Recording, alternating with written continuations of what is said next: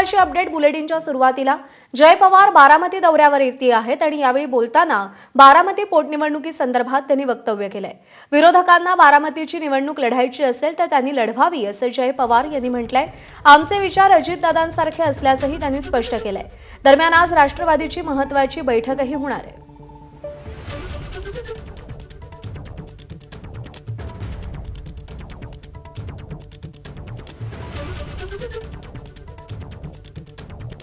आजोबा म्हणजे पवार साहेबांचं पण एक बातमी आली की ते पण आग्रह करतायत बिनविरोध व्हायला पाहिजे.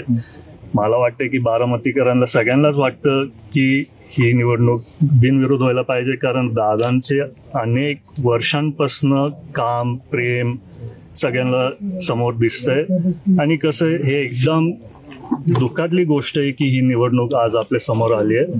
त्याच्यामुळे मला वाटतंय की सगळेच बारामतीकर दादांचं कुटुंब असून त्यांच्या पण मनात भावना आहेत की ही निवडणूक बिनविरोध व्हायला